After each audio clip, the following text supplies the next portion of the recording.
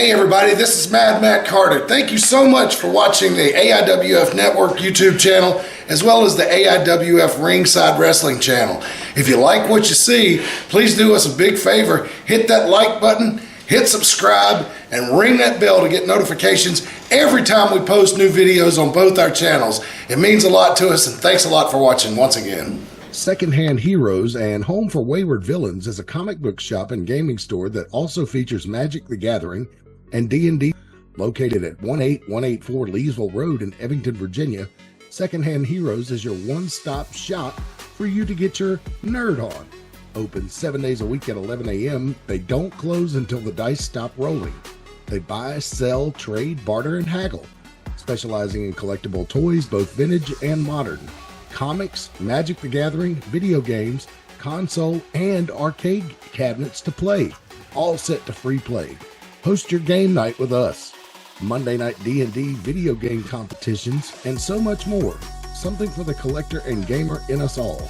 Call 434-317-0121 or shoot us an email with any questions to secondhandheroesva@gmail.com.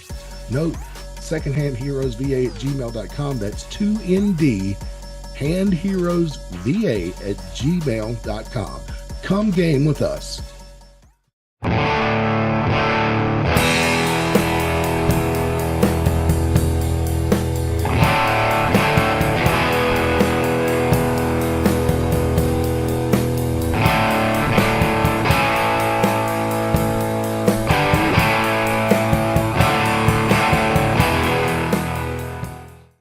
All right, everybody, welcome to Pro Wrestling Wire Radio here on ProWrestlingWire.com, the AIWF network, and on all podcast platforms. This is Rick Del Santo alongside Uncle Otis, and we have a very special guest today in Mooch. What's going on? Hey, everybody. How's everybody doing? Fantastic. Good afternoon. All right. So let's talk a little bit about your wrestling career and what's going on with you now. Of course, you've had 20 years in the business, as we were just speaking about before we hit the record button. And let's see, I want to know where did you train with Jason Knight at the ACW school? So the funny thing is I just was showing Andy, I found my contract that I signed with Jason. November of 2003, I started under Jason, his second school. So the second and last one. So yeah, 2003. And then a couple months later, ironically, Brian Anthony started training. So we were one and the same right around that area. So yeah, Jason Knight, the one who gave me my start, towards the tail end of Assault. So I got to work on, my first show was at 104, their Rock Fest that they used to throw. I'll never forget the phone call. He was like, you want to work? I'm like, okay, sure, whatever you need me to do. Yeah. So that was my first show, the last Rock Fest that they did. And my tag team partner for that show was Bobby Ocean. Okay. Before he was Bobby Ocean. So that's a weird. So yeah, me and him tagged against Nick Richards and Kurt Adonis, but they were under Matt. My second show was the last ACW show Jason did at Riders. And Chris Candido was on that show. And that was right, passed away in 05? So 2004. Yeah, around there, yeah. I got to hang out in a locker room with him. And then I did a show in New Jersey Jason got me booked on. And then I didn't start working again until Milano started running DPW. Bobby Ocean got me booked, and he was my first feud there. So 20 years on and off. Now, DPW, they ran at was it the Portuguese Club in Naugatuck, Connecticut, correct? Yes, I used to drive past it every weekend on my way to my grandparents' house every weekend. So I remember them. DPW ran there. They ran some rather interesting shows as well back in the day. Dylan Cage, was it Dylan Cage that ran it? No. He was Milano used him, but no. Right. Milano was promoter, booker, webmaster, everything under the sun, you name it. So, right. Yep, right. they were the main company I worked for. and then he took a break and opened a school on East Main, and then we Hmm. started running over there. So, and I ironically lived in that school for like 6 months. Wow, that's pretty weird. Wow, that's pretty Uh, interesting. yeah, I don't mean weird, but sorry.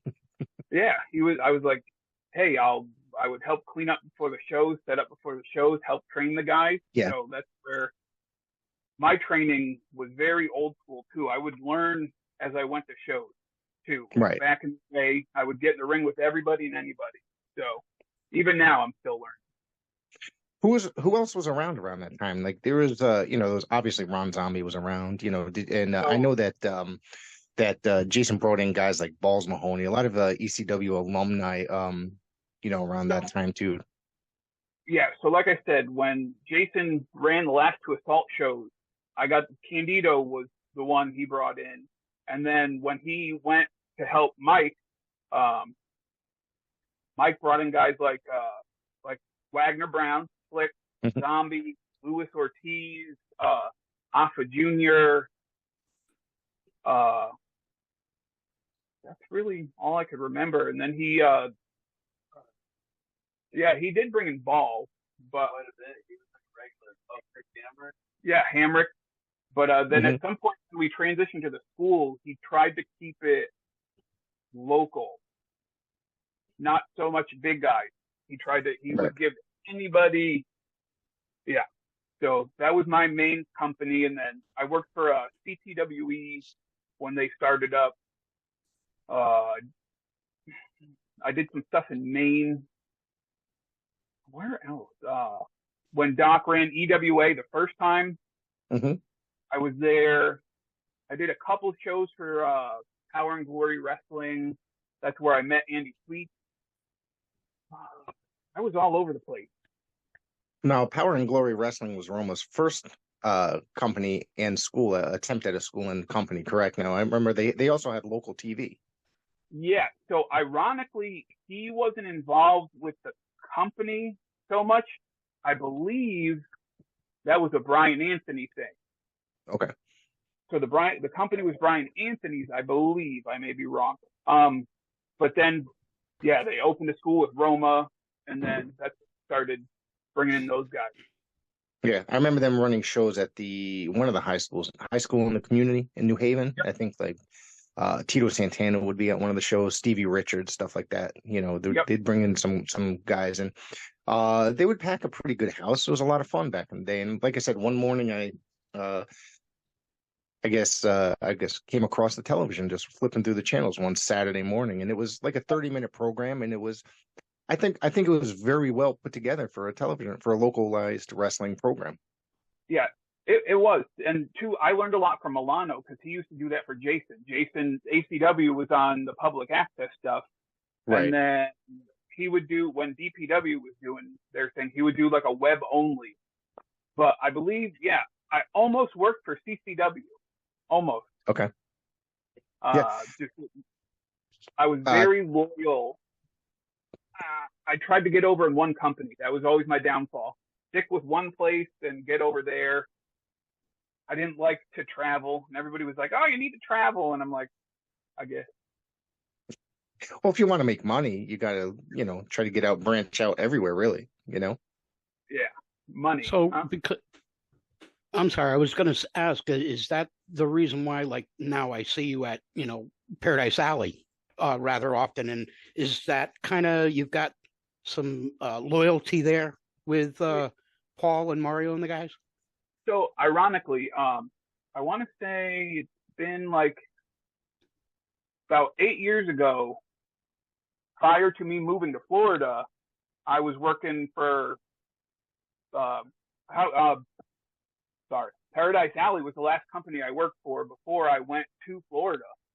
One of my last matches up here was against Holiday too. But yeah, I try and then I tag team a little bit with Andy before I moved to Florida. But I like one, yeah, RPW. But not saying I don't get offers to work other places, but I'm very just loyal to, and it's got to be. I don't want to do one show to do one show. Right. You're either going to see my stuff and like it and want to bring me in, because I like telling stories. That's my big thing. I like doing promos, telling stories. We have social media, YouTube, all that stuff. Get your stuff out there. I tell these guys all the time, film stuff just to film it and throw it out there. You may catch somebody's eye, but I slowly may branch out. But right now, I like what I'm doing there. So it's very much. If something else interests me, I may step out. But right now, to me, that's the place to be. And right now you're working that, or you might be on the heels now of that story with Bull. Yeah, well, me and Bull, that the I Quit match was the final, the last chapter. Now I got my eyes on United States champion Mr. Frost. So I threw a promo out there. Let's see if he accepts the challenge. So that could be a very interesting matchup. Ryan Frost has been kind of tearing it up as of late. He's branched out, and I'm glad to see that he's a part of Paradise Alley a lot more now than he has been in the past. Probably in the last, I'd have to say, what, year or so that he's been kicking it there. I've noticed. I do a lot of homework, so I pick and choose a lot of who my targets are going to be. Right. They don't call me the mercenary for nothing. I pick and choose my jobs very wisely. But I think we can have some good matches like me and Dredd did. I think there was a good story there with me and Dredd. So, and that next Paradise Alley show, I mean, you laid out the challenge. Their next show is July 13th at Armada Brewing in New Haven, Connecticut. So that could possibly take place there if he accepts the challenge. If he accepts it, I think we have a little more leeway there too. Who knows what could happen? Yeah, there's a lot more space than at the training facility as well. So you guys, like you said, you can go a little wild, I guess you can say. A little wild. So let's see what his response is. I'm very excited.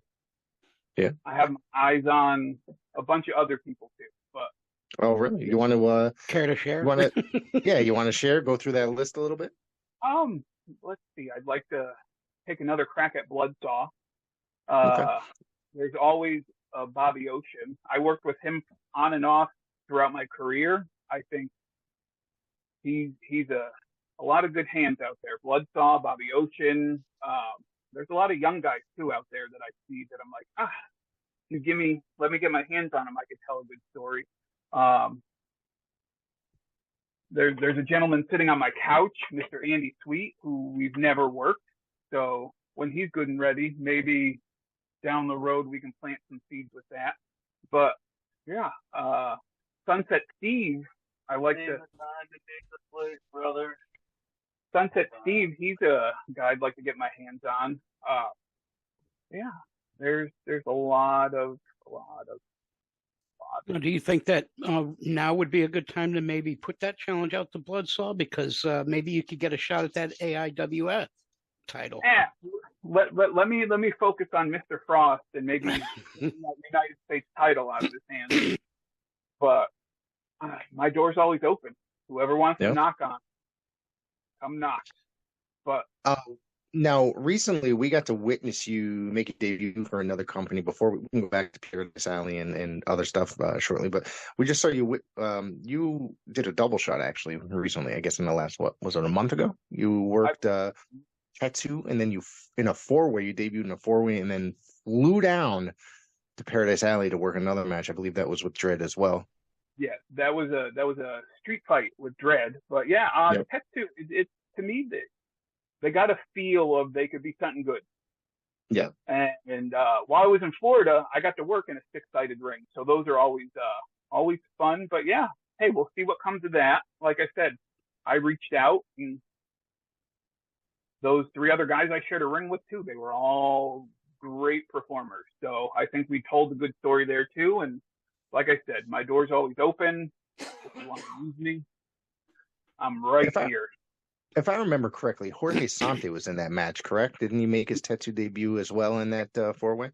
I've had the opportunity to call some of his matches recently, quite a bit in New Age Wrestling, and of course, he made a Coliseum debut, and I did commentate for the four way as well in Tetsu while I was there.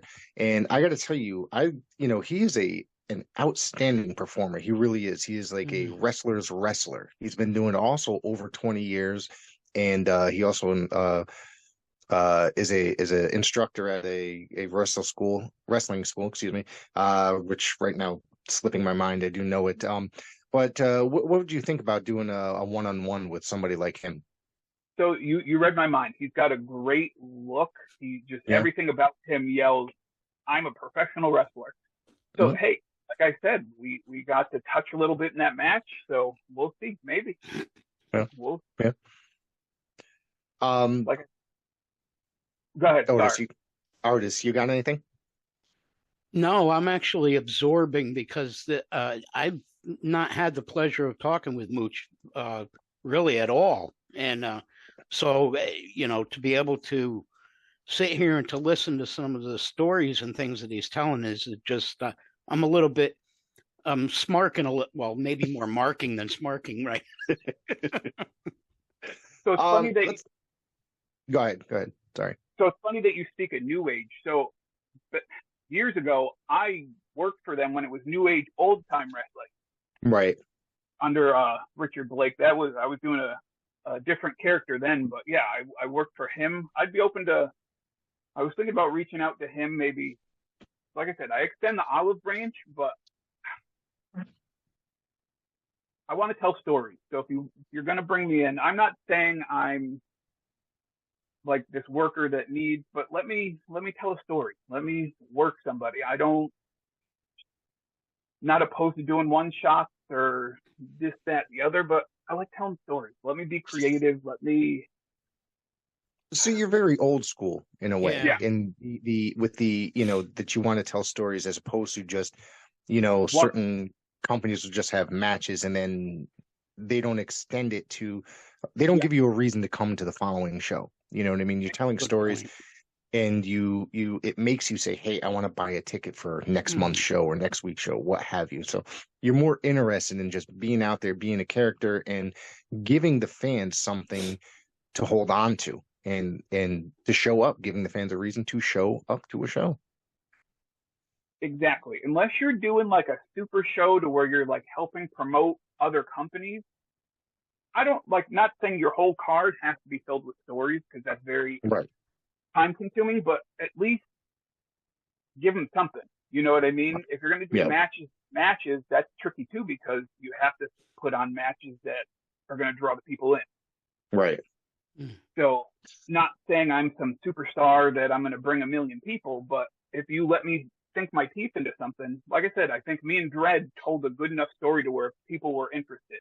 And what was it? What do you think it was like working with Dredd? Because Dredd is a very good friend, of the show. He's appeared here numerous times, and obviously he's reaching close to 25 years. He's got about 2 years away. He's gearing up towards retirement, and he's really held his own and become quite the name in the New England area and in our area of Connecticut. So, he's I think he's someone that's very good at telling stories, and obviously you guys told a very good story. So me and Dredd, it was a bucket list thing. Mm-hmm. So obviously we have a very entangled story. He was trained by Jason. I was trained by Jason. His run was over right as I started, so he took a hiatus. And then right around 2006, he showed back up. That's when I met him, and he came back to wrestling. So, and then we would train together. We would, when Milano had his school in Waterbury, we would work out together. We would get in the ring together. We would talk every day, but like everything, people grow apart. And then when I came back to Connecticut, we just reopened that door, just like picked up like it was nothing. And I was like, there's a story there. And I pitched it, and I think we had 3 good matches. So, and he's very much like you. He enjoys telling a story, and he's, he likes that old school vibe of doing that. Yeah, that's how we were trained. That's how we were brought up. So it was just tell stories. Let That's what wrestling is. Yeah. Telling stories. I When enjoyed did you? watching. Oh, I'm sorry, Rick. Go Yeah, ahead. no, go ahead. Go ahead. I was just going to say that I actually had caught two of the matches, the last two matches, and I enjoyed the heck out of them. I really did. You two have a great chemistry, Cool. and everything was so fluent, and I just enjoyed knowing that this was another stepping stone to what we've been watching between the two of you, and knowing that there's a story there just makes it more interesting to me anyway. And that The means la- a lot. Go ahead. Go ahead. Well, it means a lot too because hey, it may not be for everybody. Wrestling to me, everybody has their own niche and interest. I will never crap on like what somebody else is doing because, like I said, wrestling has something for everybody. I've never been one of these fans that'll go online and just crap on everything. It's like, then don't watch it. You don't gotta watch it. It's our job to entertain people. So Mhm. I may not entertain you, but that doesn't mean you gotta poop on everything. So yeah, it's just the funny thing about me and Brett too is we did it very old school too. We knew the finish. So we would walk and talk and just feel it. We very much listen to the crowd too. I've always been trained, listen to the crowd. When you feel like you're losing them, it's time to take it home. And then too, being in the moment when I would watch the matches back, I'm like, wow, we went 20 minutes. It didn't feel like 20 minutes. A lot of it felt like we were in and out. And then, yeah, so my next target's Ryan Frost. I think we could do a pickup where me and Dredd left off, and it's going to be some hard hitting stuff. Oh yeah. Oh yeah. I can imagine. Frosty is not Mhm. one to be he is he doesn't take it easy on his opponents ever. I don't think so. And he likes to toss people around like a sack of potatoes, if you will. And he's been one that's really built himself up over the last especially over the last few years. Yeah, I mean, hey, I'm a heavy stack of potatoes, so let's see what he's got. Like I said, when I was in Florida, I would watch a lot of what was going on up here. He's a guy that I noticed, and I'm like, if I ever go back to Connecticut, he's a guy I want to get in there with. And just there's a lot of guys that I'm like, let's see if I can get the bucket list stuff checked off. I worked a little bit in Florida, but Florida was a different monster. Different, very, very, not saying up here isn't, but very clicky. Like you have to know somebody to get in. But yeah, I definitely stayed in the know of what was going on up here. So Do you mind talking a little bit about your time in Florida? Like, where did you work? Like, what would I be familiar with any of the companies down there? Like, I mean, you'd be surprised. I really study a lot of what the hell goes on throughout the entire country of independent wrestling. And Florida, I got a lot of friends and family down there, so I always look for when I travel down there for shows and stuff. So when I went down there, I took a break because I was just like physically, mentally, just like needed a break. Mhm. And I was going to school at the time, so I was like, I couldn't if I can't give 100% to it, I'm not gonna do it. So I took a break, and then come to find out, I knew one of my old friends lived down there, and he's like, hey, I got this kid who was starting up a promotion. It went by LCCW, Legacy Classic Championship Wrestling. And I went in there, helped him do some, I didn't help him book, but I would pitch ideas and try and help out down there. But he was one of those promoters that wanted to learn how to wrestle so he can put himself over and he didn't want to tell stories either. They wanted to have matches just to have matches. And I'm like, not saying it doesn't work, but if there's not a story there to suck the people in, Right. Yeah. So, and then also one of my old friends, he went by a Hound Dog in Connecticut. Then he moved to Florida. I worked for him down there. He runs Amp Pro Wrestling. Worked a little bit for him before I came back up here. And then there was a Go Pro Wrestling. They had a six-sided ring. But other than that, like, again, too, I have that thing to where I don't branch out a lot. And I'm like, let me stick to doing what I'm doing. But yeah, I didn't work a lot down there. And then next thing you know, I blinked and I'm back in Connecticut. And Mr. Andy Sweet helped me get back in there with Roma and Mario, and the rest is history. So you still work out at the facility quite a bit, right? And you help some of the younger students there in like Mondays and stuff like that, Mondays and Tuesdays.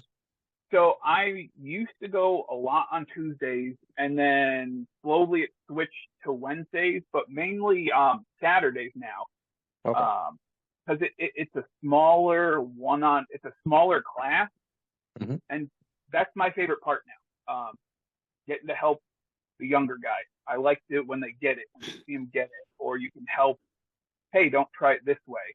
But yeah, Saturdays it's a smaller class, and it's like it's a very much it's a different setting. But yeah, usually Tuesdays, Wednesdays, and Saturdays are the days I'm usually down there. But it's mainly the Saturday. Yeah, I was going to say that I saw you, I thought, about 2 weeks ago on a Wednesday. Yeah. Yes, sir.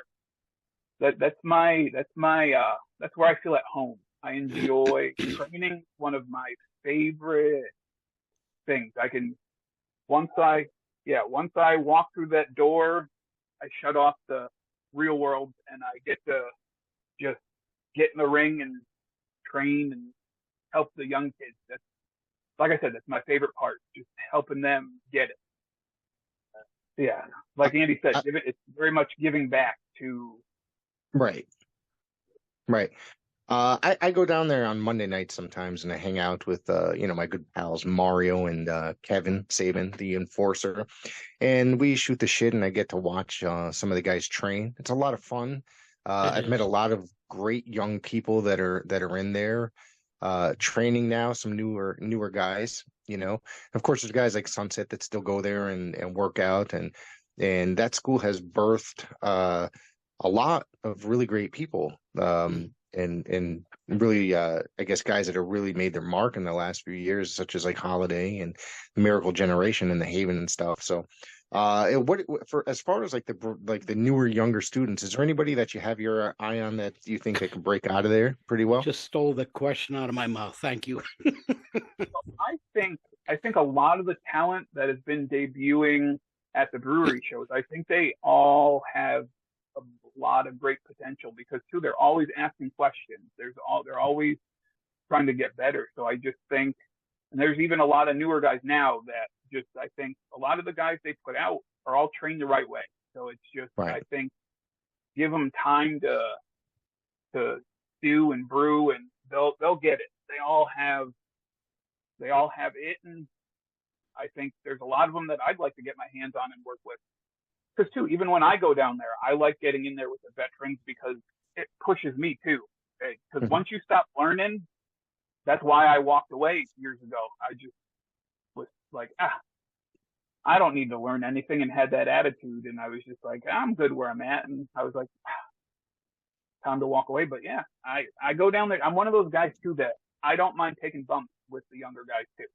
I'm like, let me do it while I can. But yeah, that's my favorite part, just teaching. And we try and send them matches to watch. Me and Andy over here will always just, I'm very much not that guy that's stuck like, wrestling was better how I was. I know it's progressing and I keep up with the product now, but wrestling has always been very much what's old is new again. So a lot of times I'll send them stuff to where it's like, watch this because nobody does it now. You know what I mean? Like just a lot of like 88, yeah, like 94, 88 and 94. Like, yep. We're always sending them like this, like footage of that time frame because too, it'll all come back around again. And I just tell these guys, you don't need to have a million bumps. in your matches. Yeah, less is more. Tell good stories. Work up to. Don't let the fans dictate to you. If they're being quiet, you gotta tell stories. Work it like it's just an easy to tell a story. Like with me and Dredd, we told the story. We weren't bumping all over the place. It was very simple. I try and teach them use the ring. You don't need to leave your feet to tell a good story.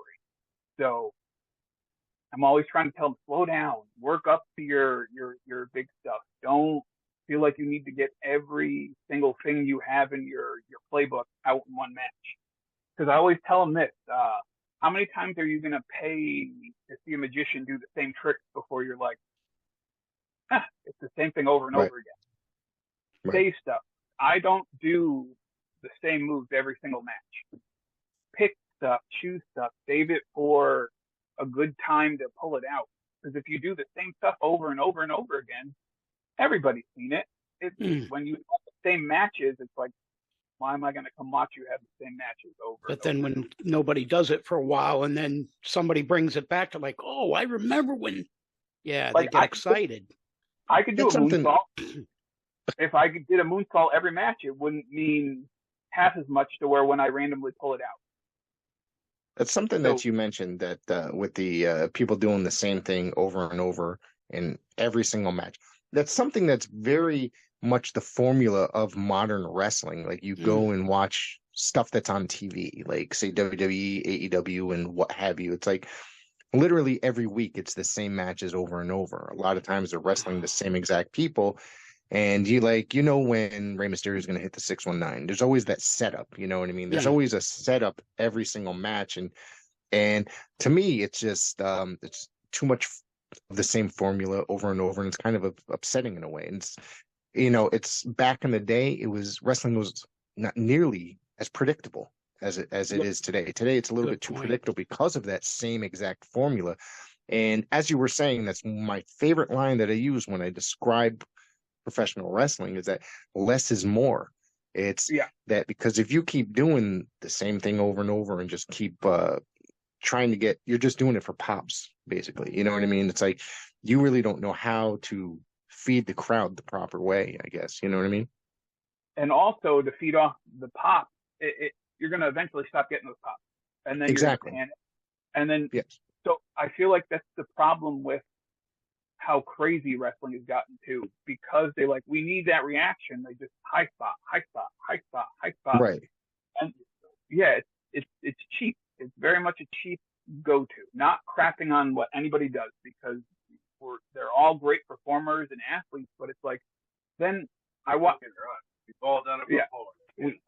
We've all done it, but I watched, this was like, I don't know how long ago. Penta and some other guy, they do the Canadian Destroyer off the top of a ladder through tables, and then the guy breaks his ankle. Now that guy can't work. Yeah. You did it just for the reaction. Build up to that big stuff. I feel like guys rely too much on, they get nervous when they don't hear the reaction every single time. Right. But how wrestling is, you're going to have your ups, downs, but tell a story. You don't need all this crazy stuff to tell a good story. Especially with how beat up I feel, I learned to work around stuff. You have a whole wrestling ring. You don't need to use the top rope every single time to get a reaction. Like me and Dredd, we beat each other up. Yeah, we saved some crazy stuff, but we beat each other up. We told the story. We worked up to it.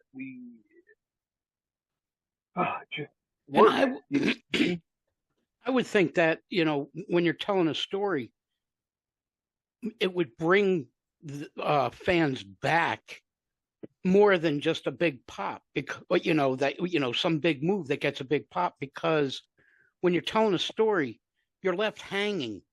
Yep. And you want to know what's going to happen next. And that to me would be all the reason in the world to make sure I get that next ticket, because I want to see where this ends up, So in WWE, I get it why stories are sped up or not as drawn out as they could be, because you got to think every 4 weeks is a pay-per-view.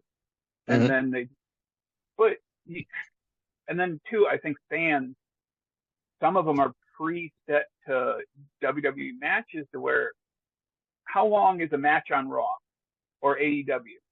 It can 10, be anywhere. Yeah, yeah, exactly. Anywhere from 5 to 10 minutes. Like, is it ever longer than that? Usually, maybe the main event. yeah, so you got to think Maybe. attention spans are very hard to keep because we're all preset to short matches. So I think that's a hard thing too, to where if you tell a good enough story, they'll sit through a long match.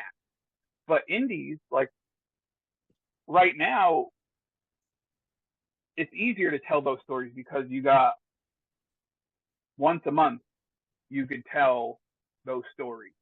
We don't Right. have to rush it, but it's a little bit easier on the indies when you're not weekly TV and then next pay-per-view. But that's my one big thing is like, I want to draw the people in and tell a story and be creative and ideas.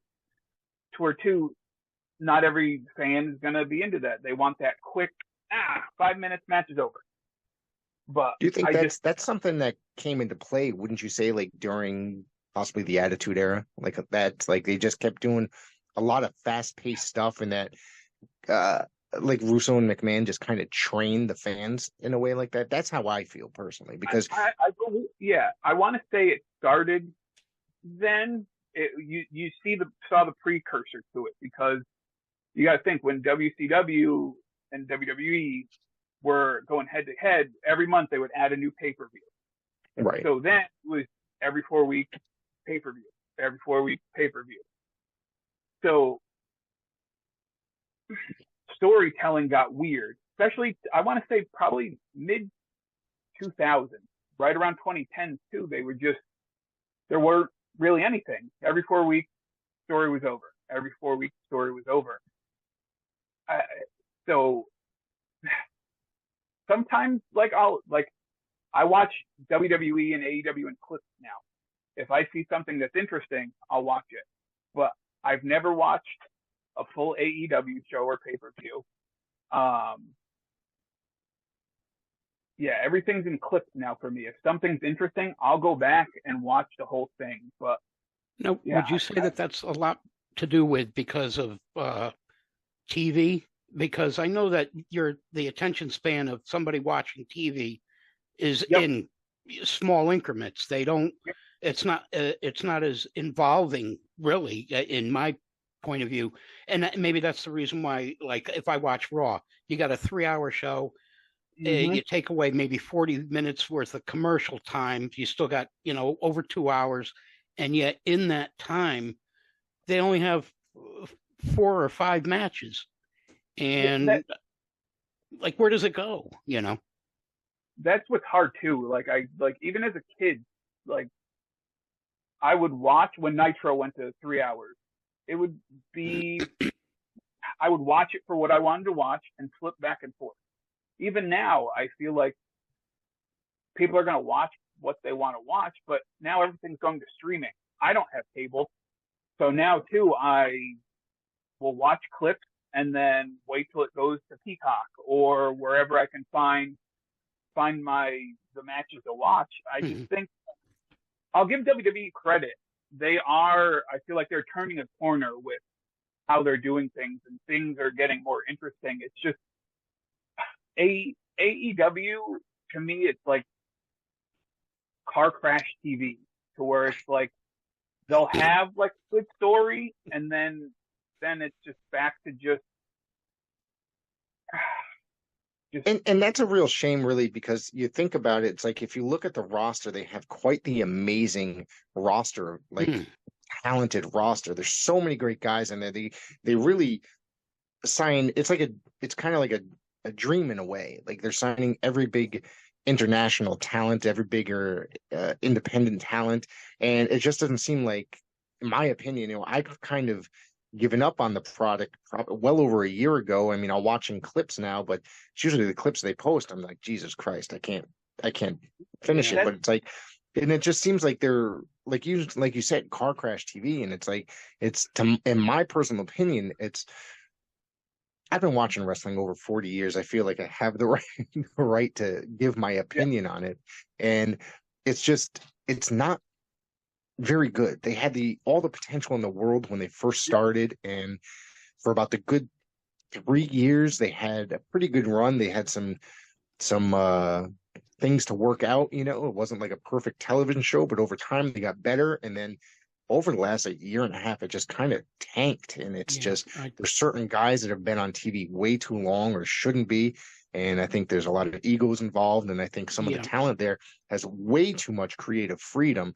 And I don't, and it's just, it's kind of maddening to watch. And if I may, such a fan for as long as I have.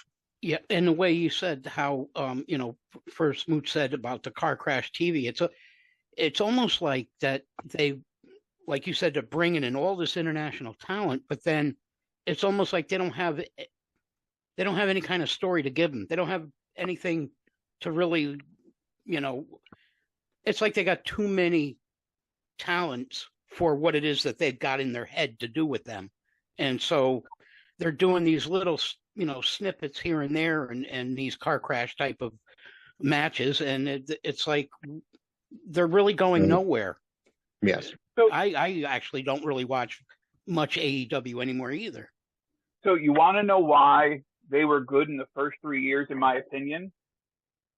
They were different than WWE.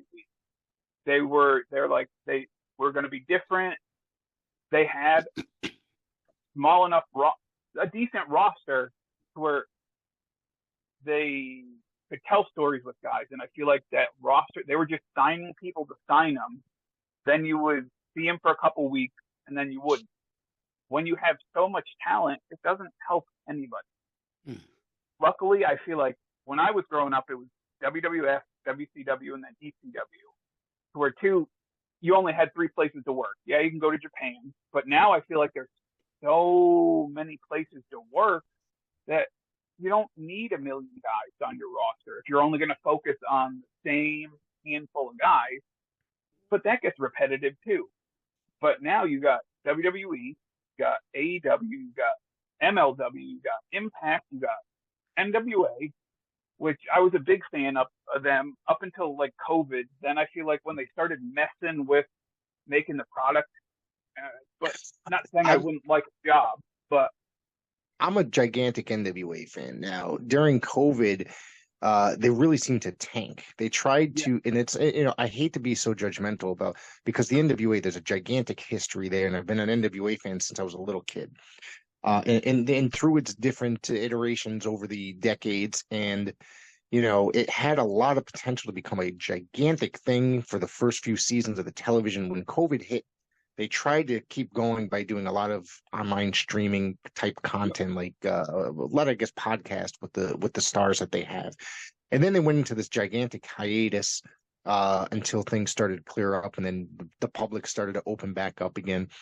And then it just turned into, I don't know what the hell happened. They started to just, they did this big push with Tyrus and gave him the title. And the writing, I think Billy Corgan should not be necessarily doing the booking, because I don't think, I think he's in a way, he's similar to Tony Khan in a way, in my opinion. A little more of a mark, maybe. He's a very big, he has a lot of money.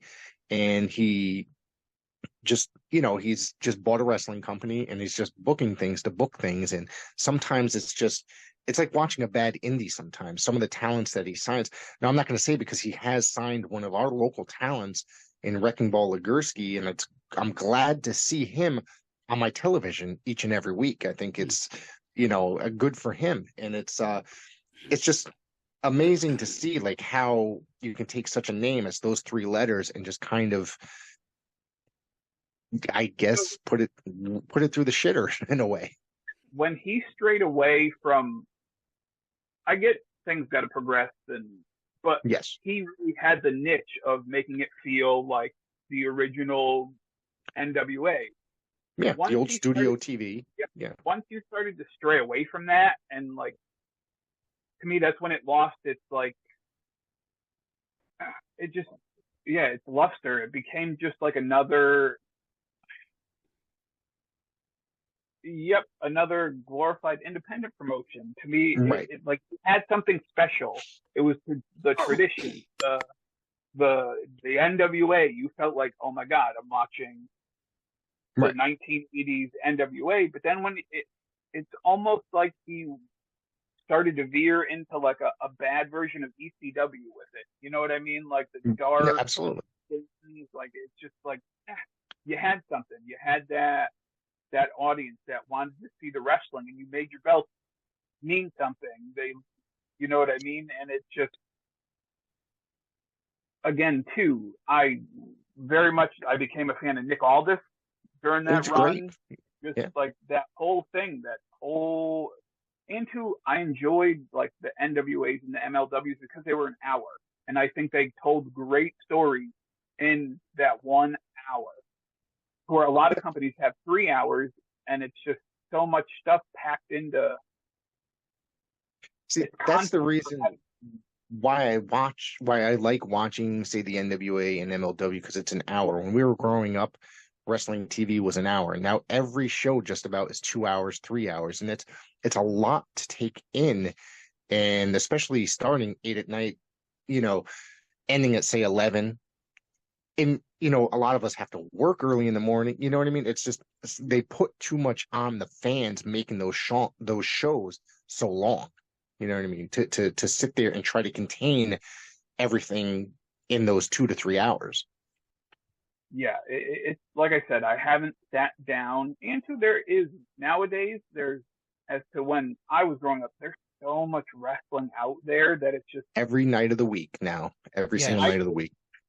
I couldn't imagine. There are people that watch it every night of the week, and I'm like, good for you. Like, I wish I had the attention span to, like I said, if I see something that interests me, I'll watch it. But even now, I'm very much a caveman, and I'll go back and watch older stuff to see, can I pull this out of there and throw it into what I'm doing? And a lot of the Mike Milano, he was a big mentor to me, to where I learned a lot, to where great teacher. Yep, he would film his stuff, and then a lot of indie companies, not saying they don't, but YouTube is a great Facebook. Start filming TV. Like, I taught myself how to edit video. I do all my stuff. You know what I mean? Right now I'm in my half-finished studio. But get your product out there. You have free access to Facebook, YouTube, all the social media, to where it's like, Right. that too. There are companies that take advantage, and then there are companies that are like, how come nobody comes to see my stuff? Well, if we don't know you exist, you know what I mean? I'm very much, when I first started to, Milano would hand me a stack of flyers, and we'd have to go out and we'd paper the WWE events. We'd telephone poles and stores. I think that's a lot that's missing too. A lot of these guys don't get it and understand. Yeah. Yeah, I've actually said that myself about on past podcasts and stuff, that until and I've only been involved probably since about last September. And one of the things that I've noticed is I had no clue that there were this many indie promotions like in the state, let alone, PAPW right in almost my backyard, because I'm just a couple towns away. CPW, and then you've got, Tetsu up in Bristol, and then there's stuff right over the border in Springfield and stuff. I mean, it's everywhere. But because, like you said, they're not really putting their name out there. And if you don't see it, how are you supposed to know? Yeah. I kind of fell into it as a fan. I went to a show and I was like, wow, this was really cool. And I want to come to another show. And I went on Facebook and just started, throwing up some photos that I took, and after editing them and stuff. And then when people started to follow me because they liked the photo work that I did, I saw, well, this guy works he's going to be in Bristol this weekend. Oh, he's going to be in Torrington next weekend. And I was like, wow, where did all these promotions come from? But they're right in your backyard, you know? Yep. And too, like I very much enjoy working in front of the settings like the PAPW. It makes my job. It makes me be on my game because you guys are right there. You know what I mean? I like. I can't. I have to be able to perform well. You know what I mean? To where, not saying I wouldn't like to perform in front of bigger crowds, but I enjoy the intimate, like small, like where too. If you don't catch my magic tricks that I'm doing a good job. You know what I mean? To where too, that's to me, that's we should all start in something like this because it helps you tell a better story. It helps you become a better athlete, performer. So yeah, there's so much wrestling, it's crazy. Like once you stumble into it, you're like, oh, wow. There's Yeah, a lot. and there's just like I said, there's just so much out there that, and the cool thing about the indies is with them traveling in, let's say, the New England area, I can hop in my car and let's say I want to follow Mooch, and I could follow you in the tri-state area and see maybe, you know, a half a dozen shows or whatever over a couple of months' time, you know, especially because the price is always, you know, very reasonable for a night out, you know, and I just think that people are really missing out on some fantastic entertainment. And and that's one of the things that Rick and I really want to do is we want to push the indies, you know, yeah, well, we talk about well, we'll quote unquote big leagues once in a while, but our main concern is the guys that we see on a weekly basis. We want to get their names out there. We want them to be able to enjoy the crowds that come in and make a decent, you know, living and have fun doing it. And there's nothing like, you know, dropping a 20 and getting a few hours worth of entertainment. And it's so intimate too, you know, like fans could come up and get an autograph or, you know, buy some merch. And it's just a all around great time, in my opinion.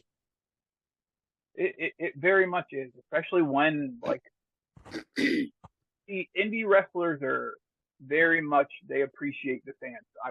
We all, just because wasn't for the fans, we wouldn't be able to do this. So I enjoy getting to talk to them and just, you know what I mean? Like it tells me I'm doing a good job, you know, and not everybody may like what I do, but like I said, indie wrestling in general, there's so much out there that there's something for everybody.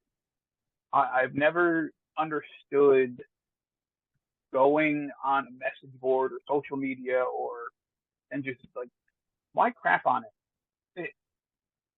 Then don't watch it. That's a lot of the internet community, the IWC as they call it. You know, you go on Twitter, there's a lot of people bashing wrestling. And trust me, I mean, as a guy that watched wrestling for over 40 years, as I said, you know, I used to bash a lot of the modern product, but there's so much good out there. Why do I have to? I don't have to. So, and you know, now of course, being part of the industry for the last 5 or so years, you know, through doing commentary gigs and radio and stuff, and you know, there's no reason, because there's so much positivity to speak about that I don't even need to focus on. You know, I could sit there and judge AEW online, and I have, and same thing with WWE and certain indies, trust me, because you know, there's a lot of things I don't agree with, and we don't got to get into it today, but it's, you know, it's everything has its audience. Deathmatch wrestling has its audience. You know, it's not me.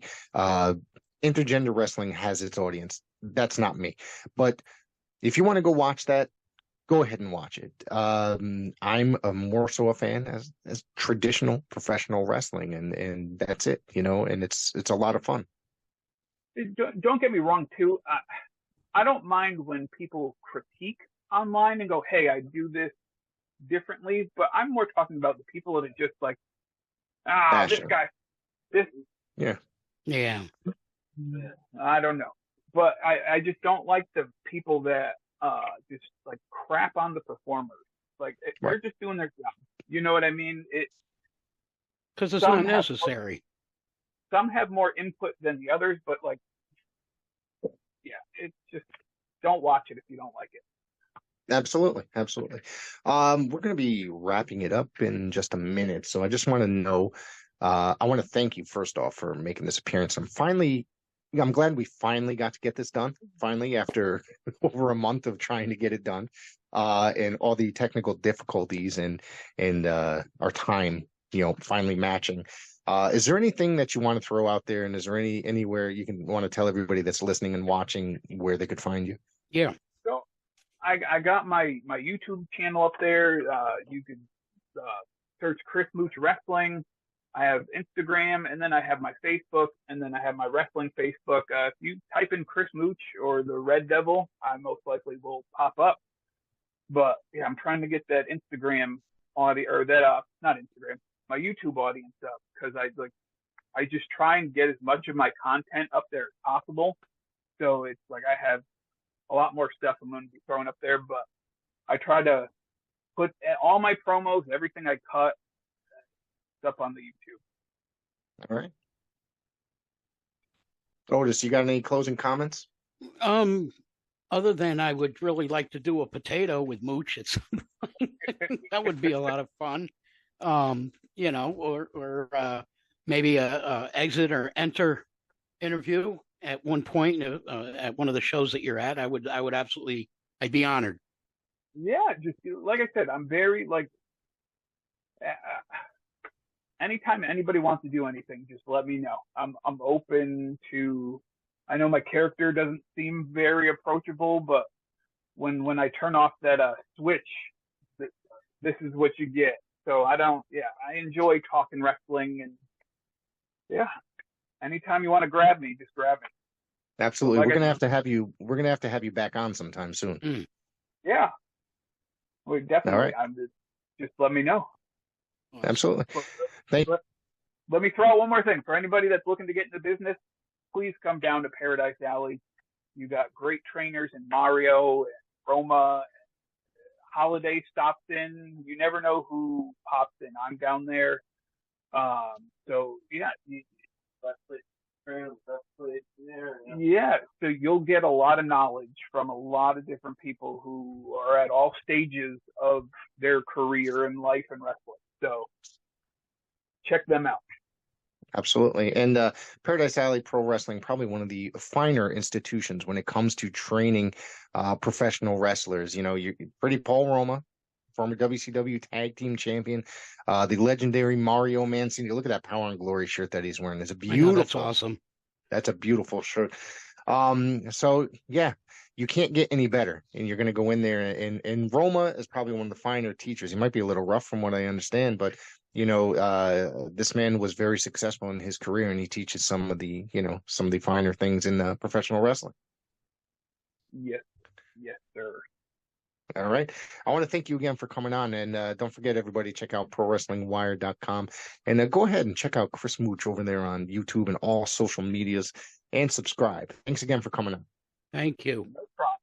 Thank you guys very much. I don't have one of those Twitter X things, though. That's the only thing I don't got a Twitter. I got Instagram, Facebook, and the YouTube. But thank you guys very much for having me on there. Andy Sweet says have a great afternoon.